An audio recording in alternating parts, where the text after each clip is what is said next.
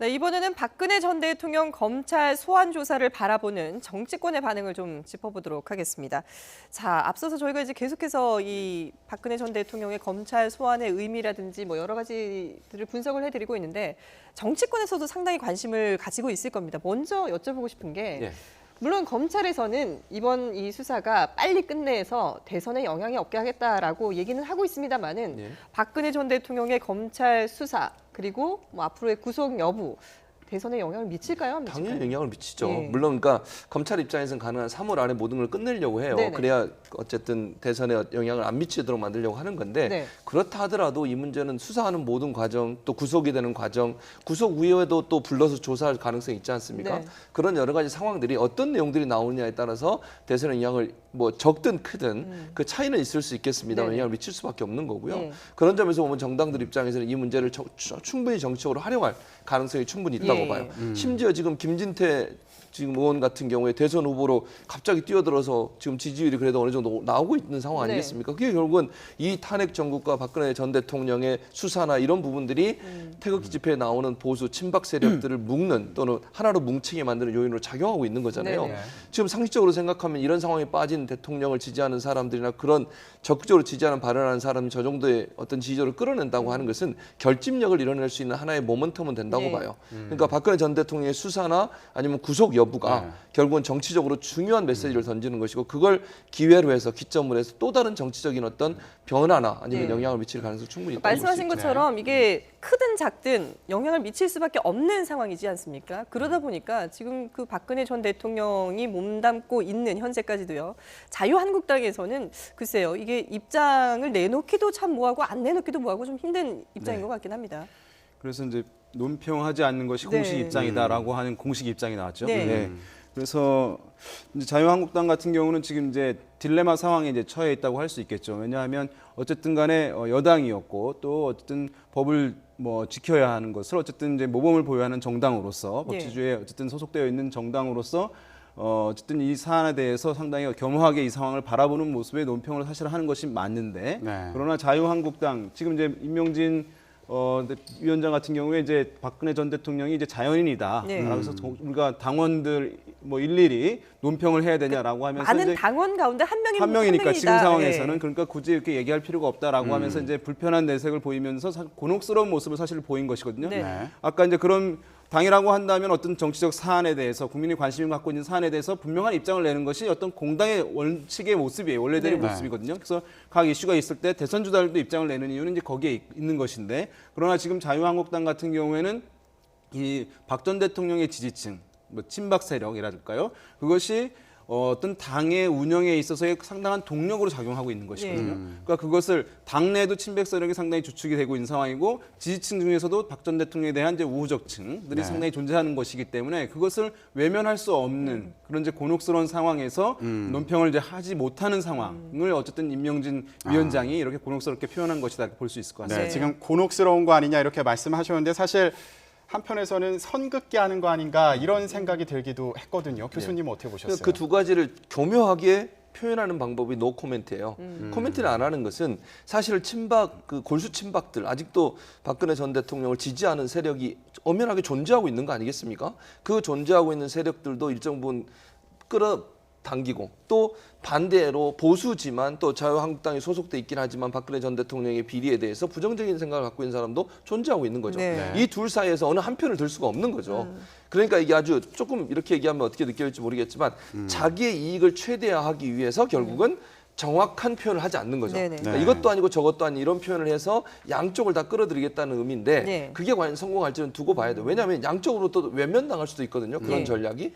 그러니까 이것도 아니고 저것도 아닌 전략을 쓰는 것이 좋게 얘기하면 양쪽을 다 끌어당길 수 있는 요소도 될 수 있지만 반대로 얘기하면 둘 다로부터 버림을 당할 수도 있는 요소가 있기 때문에 자유한국당이 이 시점에서 어떤 선택을 하느냐가 결국은 대선에서도 중요한 어떤 결과로 대선의 어떤 결과로 나타날 수 있어서 제가 볼 때는 개인적으로 이렇게 노 코멘트 하는 것은 그리 바람직한 방법은 아니라고 생각이 됩니다. 근데 지금 이 자유한국당 같은 경우에는 당의 입장과 대선 주자들의 입장도 또 좀 약간 다르죠. 차이가 있는데요. 이 대선 주자들의 얘기를 한번 또 들어보도록 하겠습니다.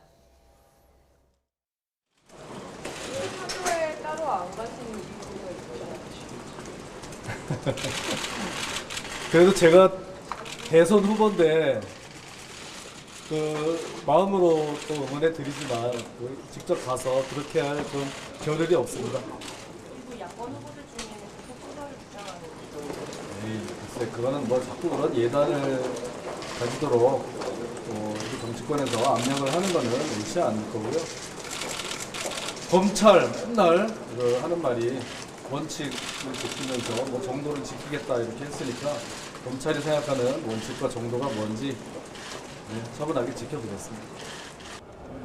풀은 바람이 불면 누워. 그런데 요즘 검찰은 바람이 불기도 전에 지가 누워. 미리 누워버려. 지금 검찰이 눈치 보고 있는 것은 딱 한 군데일 겁니다. 그 사람이 구속하라면 구속할 것이고 그 사람이 불구속하라면 불구속할 거예요. 근데 내가 더 이상 할 이야기가 없어요.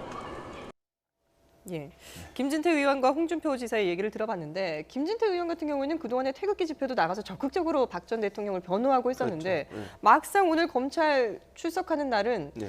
내가 대선 주자인데 그렇죠. 시간이 없어서 가지는 못했다 네. 이렇게 얘기를 하고 그러면서 있거든요. 일정 부분 선을 긋는 거죠. 예. 그러니까 결국은 대선에 별 도움이 안 된다고 느끼는 거예요. 물론 아까도 제가 잠깐 언급해드렸지만 네. 친박 골수 보수는 소수에 불과해요. 그분들이 지지하는 부분은 갖고는 대선에서 승리할 수 있는, 물론 뭐 김진태 의원이 그렇게 될지는 모르겠지만 네. 승리할 수 있는 요소가 안 되는 거잖아요. 그러면 외연 확장을 위해서는 지금 박근혜 전 대통령의 비리나 아니면 이런 파면에 여러 가지 영향을 미쳤던 최순실과의 관계 이런 부분에서 부정적인 생각을 갖고 있는 사람들이나 그 지지자들도 함께 끌어안아야 되는 상황이 되는 거죠. 그러면 지금 상황에서 대선 후보까지 나온 상황에서 적극적으로 박근혜 전 대통령을 또 지지하게 되면 네. 본인의 외연 확장은 거의 문을 닫아야 되는 상황이에요. 네. 그런 상황이다 보니까 김진태 의원 입장에서는 일정 부분 마음으로는 그게 있음에도 불구하고 겉으로는 그런 표현을 조금 더 생략하는 것이 본인의 외연 확장에 도움이 된다고 판단해서 그런 말을 했다고 볼 수 있겠습니다. 지금 뭐 김진태 의원이 속으로 어떤 생각을 하고 있는지는 뭐 저희는 알 수 없습니다만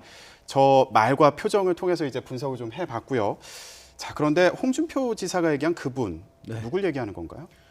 문재인 더불어민주당 전 대표를 얘기하는 것으로 이제 해석이 됩니다. 네. 그러니까 지금 어쨌든 홍준표 지사가 지금까지 이제 선거 캠페인을 어쨌든 대선 출마 의지를 밝힌 이후에 보여주는 선거 캠페인들을 보게 되면 네. 어쨌든 분명한 타겟 설정을 하는 것을 이제 구사하고 있습니다. 그것이 이제 노무현 전 대통령일 수도 있고 네. 또 친노, 친문, 또 문재인 전 대표 등을 이제 타겟을 설정한 다음에 모든 메시지를 구사를 하고 있거든요. 그럼으로써 어쨌든 지금 가장 앞서 있는 문재인 전 대표와 본인과의 어떤 대결 구도 양상, 대결 프레임을 어쨌든 대중들에게 인식시키고자 하는 그 의도가 전략적 의도가 상당히 강하다고 할 수 있습니다. 그래서 네. 오늘 그 발언 이제 명확하게 문재인 전 대표라고 얘기를 하지는 않았습니다만은 대중의 지지율이 가장 높은 그리고 네. 어쨌든 제1당인 더불어민주당의 이제 전 대표였고 실제 어쨌든 상당한 이제 야당이지만 힘을 네. 가지고 있는 문재인 전 대표가 실제 이 상황을 어쨌든 쥐락펴락하고 있다라고 하는 인식, 시그널들을 대중들에게 은근히 전달함으로써 그것에 대한 어떤 비난, 그렇게 함으로써 어쨌든 보수층의 결집, 과거에는 친노라든가 이런 것에 대한 공세가 보수층 결집에 매우 효과적인 모습들을 이제 과거에 보여왔었거든요. 네. 그러니까 그런 것들을 기대하면서 오늘의 그 멘트를 한 것이라고 볼 수 있겠고, 다분히 어쨌든 선거를 염두에 두고 본인의 어쨌든 부각, 대립각을 형성하고자 하는 그런 전략적인 측면이 깔려 있다고 할 수 있을 것 예. 같습니다. 네. 반면에 진보 진영에서는 이번에 그 박 전 대통령에 대한 검찰 수사가 정말 명명백백하게 모든 걸 밝혀내야 된다라고 얘기는 하고 있습니다만은 그 뒤에 배경은 좀 살펴보면은 얘기가 조금씩 의미가 다른 것 같아요. 그렇죠. 지금 후보들마다 약간의 차이가 있어요. 네. 문재인 전 대표 같은 경우는 진실 규명이 국민 통합의 첫걸음이다라고 얘기를 하고 있고요. 안희정 경남지사 같은 경우에는 검찰, 법과 정의에 성역이 없는 것을 보여줘야 한다고 얘기를 하고 있고요. 손학규 지금 전 의장 같은 경우는 진실 제대로 밝히는 것이 국가와 국민에 대한 최소한의 도리다 그랬고요. 네. 근데 이제 강하게 얘기하는 분은 이재명 시장이에요. 구속해야 된다. 네. 압수수색해야 된다. 근데 이게 이제 뉘앙스의 차이라고 볼 수 있겠는데 네. 다른 후보들 같은 경우에는 이제 여론의 동향을 추이를 보겠죠. 네. 너무 강하게 했을 때 혹시나 본인한테 부정적인 요소로 네. 작용되지 않을까 하는 부분이에요. 그러니까 철저히 조사를 해야 된다는 부분에서는 똑같은 얘기를 하고 있지만 네. 그 네. 후에 사후 처리에 대해서 구속을 해야 되느냐 말아야 되느냐 하는 부분은 약간의 차이를 두고 있는데 아무래도 이제 보수적이나 중도적으로 가는 분들 입장에서는 약간 좀 구속에 대해서 부정적인 입장을 내놓는가 하면 조금 이제 진보적인 성향 중에 강성 진보라고 표현되는 이재명 시장 같은 경우에는 반드시 구속해야 된다고 주장을 하고 있는 상황입니다. 예. 그러나 아마 제가 볼 때는 모두 다 원칙론을 내세울 수밖에 없어요. 지금 상황에서는 원칙적으로 수사하고 구속할 사유가 된다면 구속해야 된다라고 네. 얘기를 할 가능성이 있고 네. 네. 바른정당 입장에서는 바른정당이 아니라 국민의당 입장에서는 바른정당과의 통합의 문제도 여러 가지 걸쳐 있고 또 중도 보수 쪽으로 외연을 확장해야 되는 안희정 후보나 이런 분들 같은 경우에는 원칙론을 내세우지만 너무 심하게 만약에 처벌이 갔을 경우에 그것이 부정적으로 본인들한테 영향을 미치지 않을까에 대한 촉각을 곤두세우고 있는 상황이라고 볼 수 있겠습니다. 네, 저희가 대선 주자들의 입장에 대해서 얘기를 해보고 있는데 네. 오늘 또 각 당에서도 박근혜 전 대통령의 검찰 출석과 관련해서 입장을 밝혔습니다. 함께 보고 얘기해 보겠습니다. 최순실 씨는 과거 제가 어려움을 겪을 때 도와준 인연으로 내가 이러려고 대통령을 했나 하는 자괴감이 들 정도로 진퇴 문제를 국회의 결정에 맡기겠습니다. 완전히 엮은 겁니다. 그토록 어마어마한 거짓말을 만들어내야만 피청구인 대통령 박근혜를 파면한다. 시간이 걸리겠지만 진실은 반드시 밝혀진다고 믿고 있습니다. 도와준 인연으로 자괴감이 들 정도로 국회의 결정에 거짓말을 만들어내야만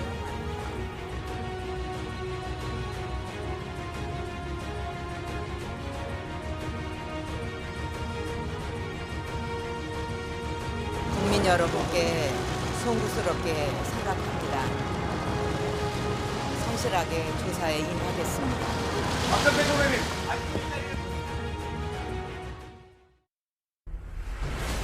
달랑 두 마디만 남기고 청사 안으로 들어갔습니다. 사죄의 마음을 표명하지 않은 데 대해서는 참으로 유감스럽다.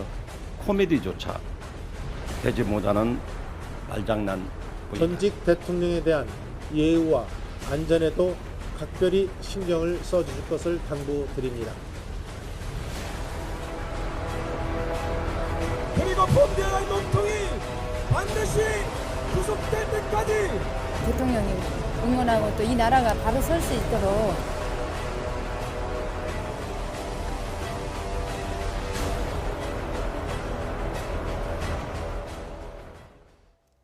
네, 저희가 박근혜 전 대통령이 이제 검찰에 출석할 당시의 모습부터 쭉 봤는데 지금 메시지가 이제 두 마디 아니었습니까? 그렇죠. 이거에 대해서 예. 비판하는 정당들이 많이 있습니다. 그럼요. 네, 어떻게 보십니까? 왜냐하면 사실은 그 국민들 입장에서도요.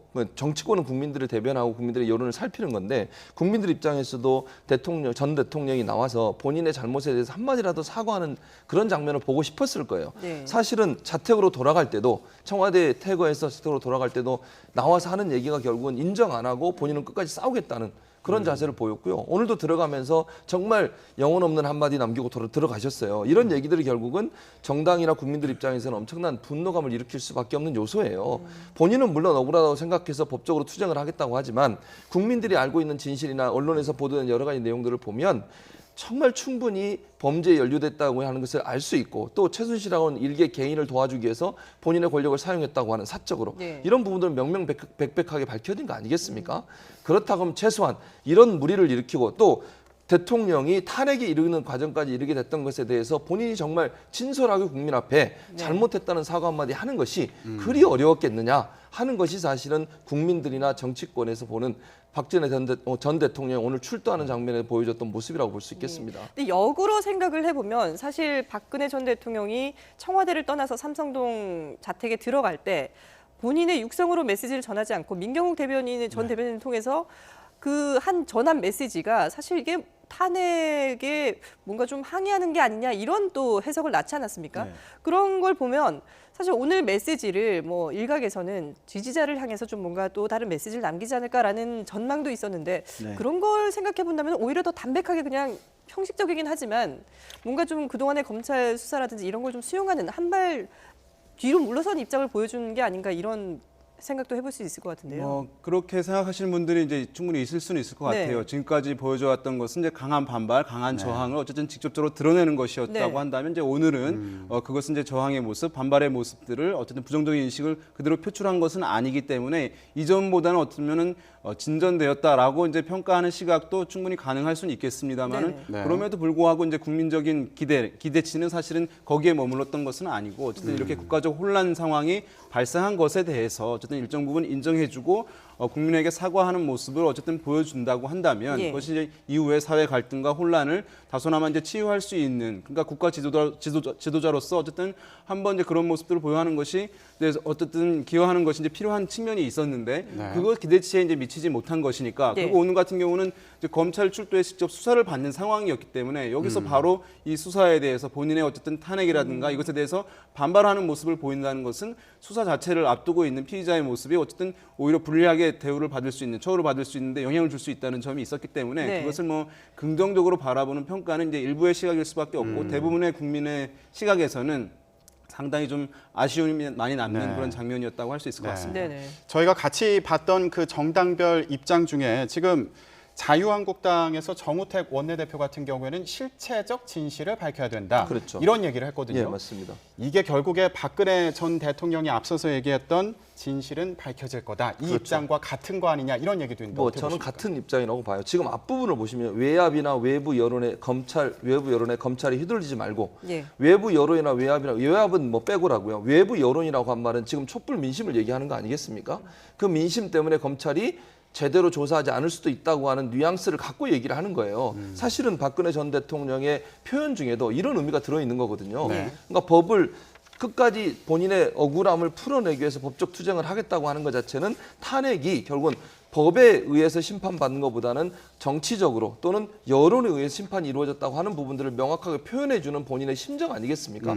그 심정의 표현이 결국 오늘 정우택 원내대표의 말과 일맥상통하는 부분인 거죠. 그러니까 자유한국당 입장에서는 박근혜 전 대통령의 탄핵이라든지 지금의 어떤 수사 상황이 여론에 의해서 여론 재판으로 흘러가고 있는 부분들에 대해서 우려하는 그런 모습을 명확하게 보여주고 있기 때문에 박근혜 전 대통령의 지난번 발언이나 오늘 정우택 원내대표의 발언은 거의 맥이 통하는 그런 발언이라고 볼 수 있겠습니다. 자, 박근혜 전 대통령이 오늘 오전 9시 30분에 검찰청사로 나와서 지금 이제 한 7시간 30분을 향해 가고 있는데요.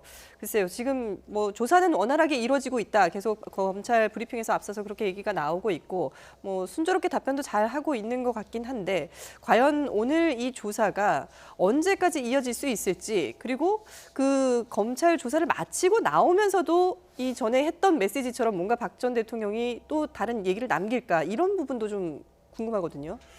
이제 검찰 수사를 끝내고 난 다음에 우리가 지금 이제 뭐 재벌 총수라든가 많은 경우 이제 수사를 받고 늦게 나오는 경우도 이제 있었고 물론 구속이 바로 되는 경우도 있었습니다만은 어딘가 나오면서 어떤 메시지를 대중에게 전달하는 경우들은 이제 많지 않았기 때문에 사실 오늘 박 전 대통령도 수사를 마치고 이제 뭐 즈음해서 나올 경우에 어떤 정치적 메시지를 내놓을지에 대해서는 좀 회의적이라고 볼 수 있을 것 같아요. 또 밤이고 하는 시각에서 또 피곤한 기색에 역력한 상황에서 또 그때 어떤 대중적 메시지를 준비했다고 하기도 힘들 것 같아요. 그냥 어쨌든 굳이 발언한다고 한다면 스타일로 봤을 때는 기다리고 있었던 어쨌든 기자들이라든가 관계자들한테 어쨌든 뭐 열심히 성실하게 수고를 조사를 받고 나왔다.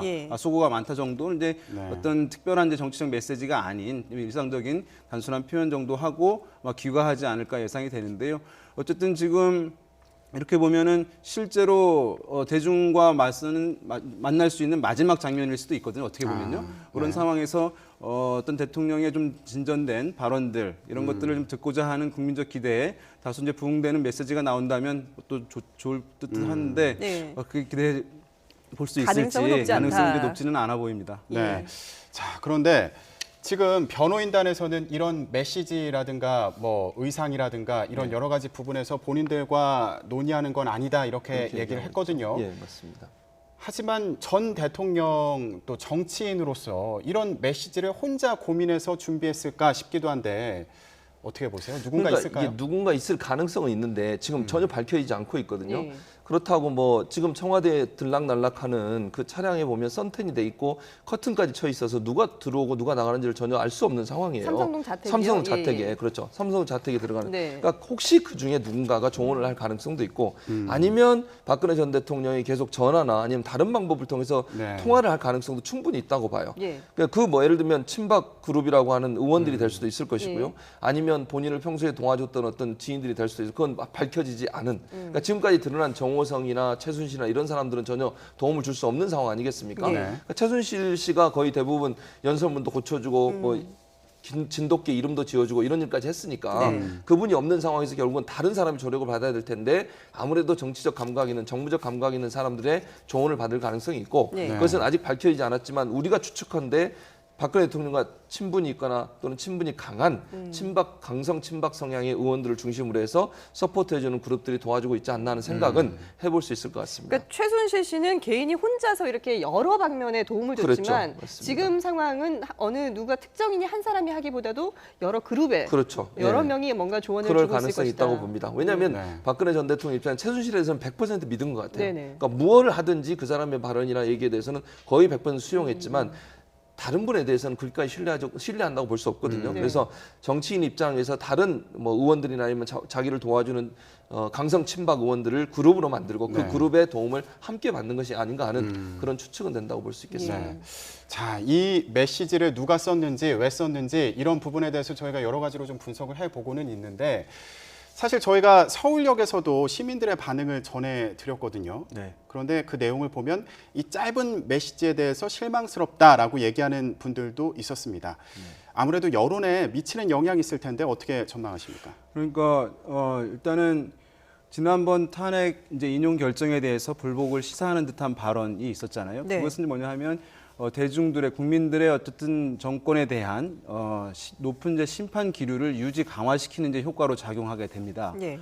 그러니까 어쨌든 선거를 앞둔 상황에서는 어쨌든 이것이 심판이라고 한다면 심판은 이제 야당이 도구가 될 수밖에 없는 것이기 때문에 야당에 대한 이제 높은 지지 정치적으로 나타나게 되는 것이고 높은 이제 분노가 이제 이어지게 되는 것이거든요. 그렇게 되면 이제 여권에서는 상당히 불리하게 구 여권에서는 불리하게 작용할 수밖에 없는 것인데 만약에 이제 오늘 검찰 출두를 하면서 또 여러 가지 메시지를 기대했는데 불구하고 오늘 어쨌든 이제 특별한 이제 메시지가 없고 그것에 사과하거나 또는 잘못에 대해서 일정 부분 인정하는 메시지가 없었기 때문에 제가 봤을 때는 이제 높은 심판 기류를 그대로 또 강화하게 되는 이제 효과로 작용할 가능성이 높다고 할 수 있어요. 그러니까 일각에서는 만약에 오늘 인정하고 사과하는 모습을 보인다고 한다면 박 전 대통령이 검찰까지 출두를 한 상황이기 때문에 이것이 어쨌든 최순실 게이트가 일정 부분은 국면이 일정 부분은 어쨌든 한 단락을 넘어가게 되는 상황이기 때문에 매우 고조되었던 심판 기류가 일정 부분 완화될 가능성도 있다. 그렇게 되면 어쨌든 선거에서도